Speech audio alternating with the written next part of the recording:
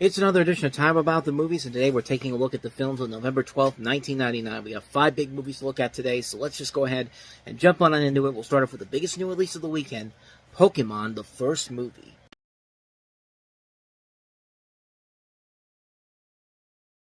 And unlike Doug's first movie earlier in the year, there's a reason why this is called Pokemon the first movie, because they had all these movies ready to go. Doug's first movie put that out there thinking that it was going to be that big of a success, and they were going to make sequels after that, and they never made another movie after that one. But Pokemon had the movies already ready to go, so they called it Pokemon the first movie. And basically, you got the story here of a group of scientists offered funding into genetic research if they agreed to try to clone the greatest ever Pokemon, Mew. The end result is successful as Mewtwo is born. However, Mewtwo is bitter about his purpose in life, kills his masters, and in order to become the greatest, he throws open a challenge to the world to battle him and his Pokemon. Ash and his friends are one of the people that get brought into this. They pass the first test and prepare for battle. However, they soon find out after further cloning and Mewtwo's ultimate plan to take over the world. So, before we get into this, I kind of have to remind myself of my nostalgia, because I did grow up around this time when Pokemon was the thing, in the late 90s, early 2000s. I have at least some recollection from where it all began. I might have been somewhat of a fan growing up in the time period. Anyone who knew me in high school and elementary school knew I was pretty hardcore into Pokemon at the time, but then again, most kids back then were. I watched the cartoon series. It was coming on just as we were getting Kids WB up where I live. And the movie was coming around the time to capture my zeitgeist. So naturally, as I got older, Pokemon and I went our separate ways. I really was into mostly the first 4 seasons of the show. And then, like most things, I moved on with my life and went on and so forth. And I did go see Pokemon the first movie in theaters. I had the VHS. I used to watch it all the time. But I grew out of it, too, like I said. But when this came back to theaters in 2016, I figured, what the hell, I'll go back to see it just for nostalgia's sake. And let me just say right now, the movie does not hold up well with time whatsoever. It has not aged whatsoever. The story for this makes no sense whatsoever. And it's not like the movie isn't trying. The whole movie is centering around Mewtwo trying to find what his purpose is in the world after being the first genetically created Pokemon. And you can understand the character's dilemma. He's trying to figure out what his purpose is. And we're not really given a reason to buy into his plight, because the movie starts off with him literally killing off the scientists who created him solely because he's been used as an experiment.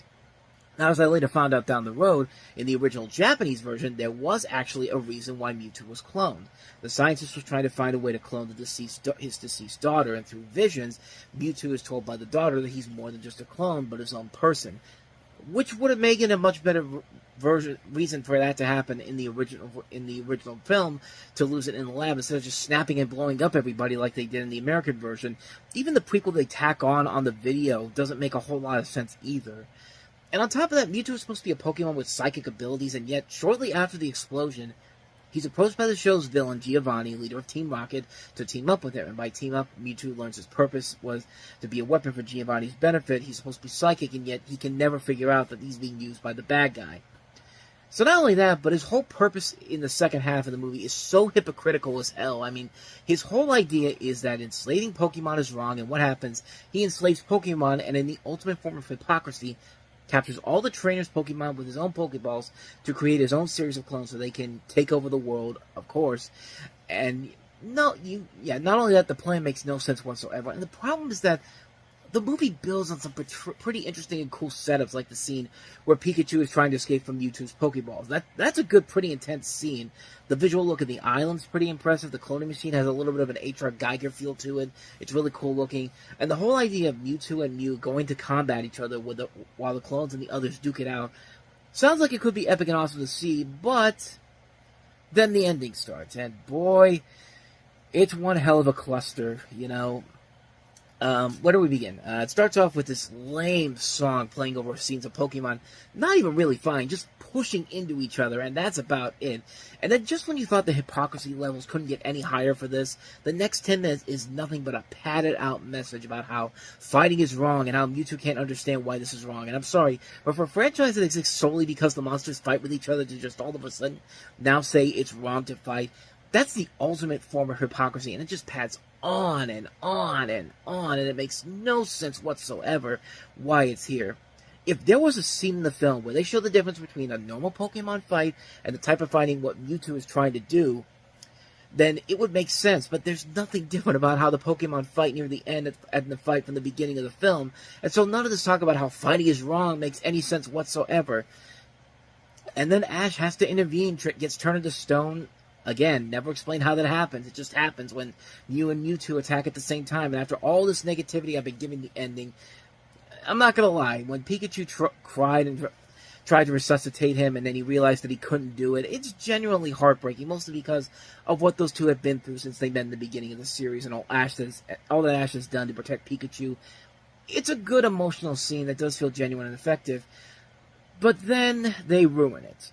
The movie destroys it with this ridiculous bull about how all the tears of the Pokemon somehow brings him back to life. Yeah, how does that work? I mean, if you're going to go the Peter Pan route where you have to say, I believe in fairies, like, you have to be a little bit more clever than that. Care Bears 2 tried to do that, and that was not clever either. And if I'm saying that if I'm saying that that's not as clever as Care Bears was, then that's a serious problem here. But again, the Japanese version kind of explains it a little bit better by saying that the tears are the key to life, which is still off, but it at least serves as a better reasoning for what this movie does. And so they Mewtwo and Mew stop fighting, they all fly off with the clone Pokemon, and they all live happily ever after, and then just for the fun of it, Mewtwo wipes everybody's memory, and just like that, the entire movie becomes pointless. Mewtwo manages to put everything back in the same morph area they were at the start of the movie, with Mewtwo's storm still going on, which, if Mewtwo had wiped all the memories, why couldn't they go back to where they were before they got the invitation to the island? Why back at the warp? Why would the storm still be going on at this point?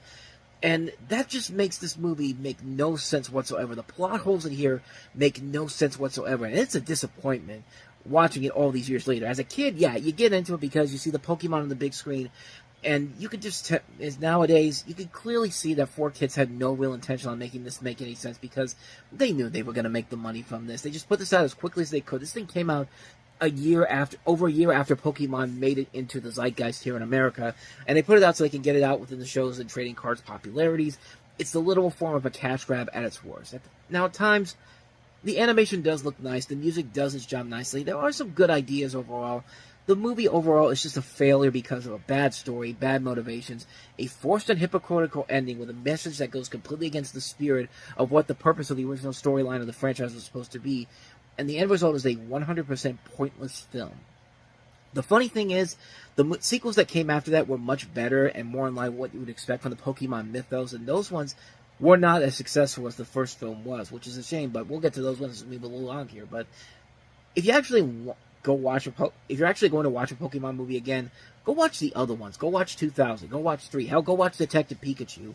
You're going to get a lot more than you'll get with this movie right here. I mean, seeing it in theaters was pretty cool, but as a grown-up watching it again, it does not hold up well over time, unfortunately. So that's Pokemon the first movie.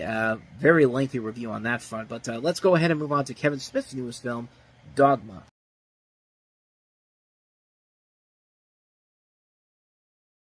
So this was Kevin Smith's follow-up to Chasing Amy, which kind of was a return to form for him after Mallrats didn't do so well. But this is a film where you have Ben Affleck and Matt Damon as two fallen angels who plan to employ an alleged loophole in Catholic dogma to return to heaven after being cast out by God. But his existence is founded on the principle that God is infallible. They successfully prove God wrong, thus undoing all creation. The last scion and two prophets are sent by the Seraphim Metatron to stop them. And you have characters such as, you have a cast that also includes George Carlin, Linda Fiorentino, Janine Garofalo, Chris Rock, Jason Lee, Salma Hayek, Bud Cort, Alan Rickman, Alanis Morissette, and Jason Mewes and Kevin Smith. In fact, a lot of the people that you see from the Clerks films are in this movie.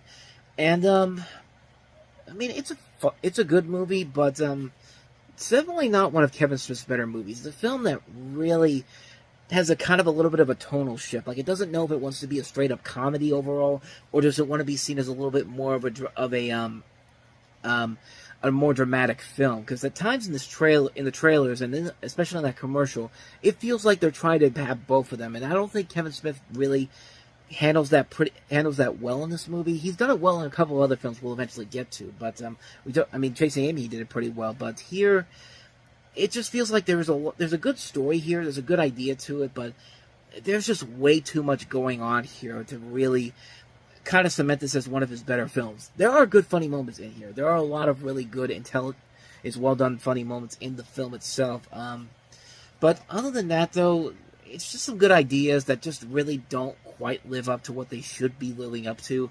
Um, it just kind of feels like he's kind of repeating himself, but I get what he's trying to do. He's trying to do something a little bit different, but I don't know. It just feels like a mixed bag of a film. It's not one of my personal favorites from him, but it's a decent enough film. I would say it's worth a watch if you want to see some Kevin Smith stuff where he's trying something experimental and actually succeeds, unlike the stuff he did later on down the road with stuff like Tusk and Yoga Hoosiers. I don't know what the hell Yoga Hoosiers was all about, but this, it's fine for what it is. Could have been a lot better, but as it is, it's perfectly fine for what it is.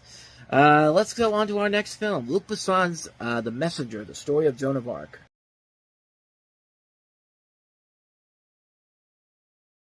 So as the title indicates, the story is about Joan of Arc, played by Mila Jovovich, the French war heroine and the religious martyr of the 100 Years' War. It also begins with young Joan as she witnesses the atrocities of the English against her family. She has visions that inspire her to lead the French into battle against the occupying English.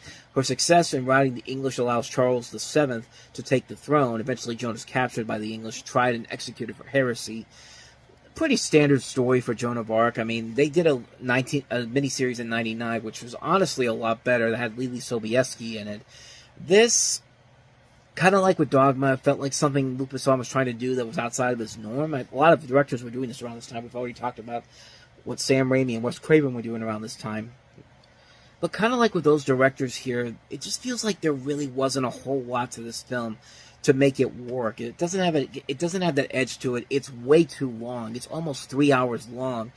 And I'm sorry, man. I just do not get the appeal of Mila Jovovich. I've never liked her as an actress. I've only seen her in a couple of one or two things that I've actually liked her in, but I've never liked her as an actress. I don't think she's that good, but that's just me personally. I feel like this is a film that could have been a lot better if they had actually made it more interesting and not have something that we've seen done over and over again, and had it been a lot shorter. This really should have been a much shorter film. But yeah, for 3 hours long, you need to have something more interesting and more epic to really work with here. Like, look at what happened with Oppenheimer and Kills of the Flower Moon. Those were made by people who knew how to keep you entertained throughout the course of that runtime, even though it was a long runtime. But here, there's not really a whole lot there to really make it stand out. It's a really boring film. Not that engaging, not that exciting. Hard skip on that one. So with that said, on to the next film. Susan Sarandon and Natalie Portman in Anywhere But Here.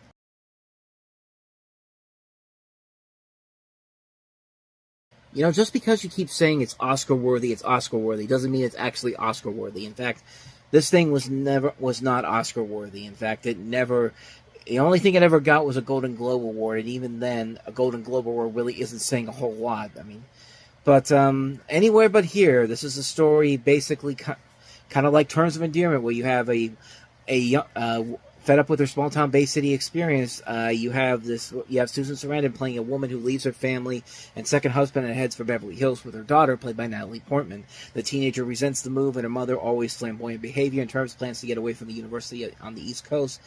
And Mom's plans are different. She wants a movie star for her daughter. So it's basically trying to attempt Terms of Endearment all over again, and it's just not a good movie. It's a film that,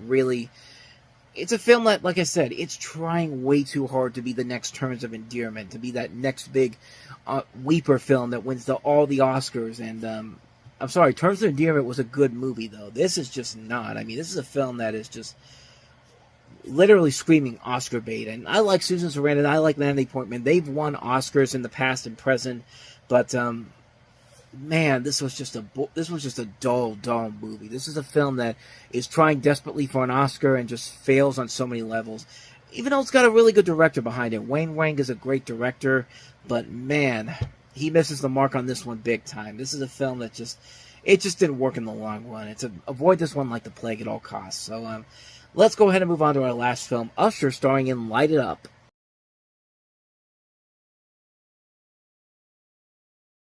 So the story is, you got these five high school seniors. One of them is played by Usher, one of them is played by Robert Richard, one is Rosario Dawson, one is Fred Astaire, and one is Sarah Gilbert. And you have them and one sophomore played by Clifton Collins Jr., who hold a wounded police officer hostage and barricade themselves inside the school. And there was a movie kind of similar to this a couple of years prior to this, Toy Soldiers, back in 1991. That's the first thing I kind of thought of with this film, and I thought the trailers for this looked kind of interesting, but watching the film when it was all said and done, it's kind of a disappointment, considering the talent that they have involved in here, and the fact that this director actually studied under notable directors like Francis Ford Coppola and Ridley Scott. So he knows from watching a master at work on that, but masters at work working on this. But this is the first film I think he ever directed, and actually, let me double check just to make sure here. I think. Let's see.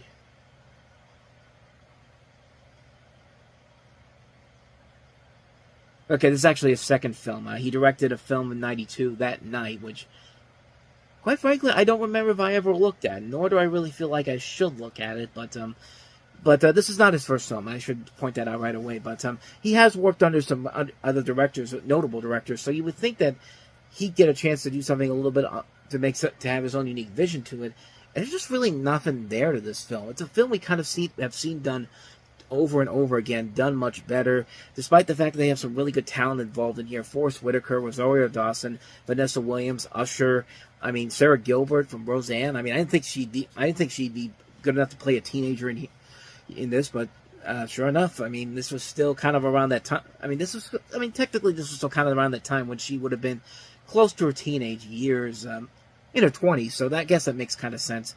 But Glenn Turman's also in here, Judd Nelson, I mentioned Clinton Collins. There's a good cast involved in here. There just really needs a better story here, like to really give it its own unique edge, give it its own unique spin compared to some other movies that are very similar to this.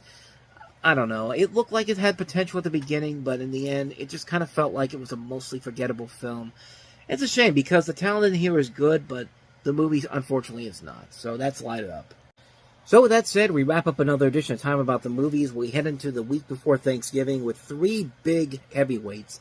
The new James Bond movie with Pierce Brosnan, The World Is Not Enough. We also have Tim Burton's Sleepy Hollow with Johnny Depp and Christina Ricci. And the limited release of Toy Story 2 comes out this weekend. So we will delve into that on the next episode. So three big movies to talk about next time. But until then, thank you very much for watching, and if you want to see more videos like this, please hit the playlist on the next page, check out the previous episode, and I'll see you guys tomorrow for another episode. So thanks for watching, I'll see you next time. Until then, as always, take care.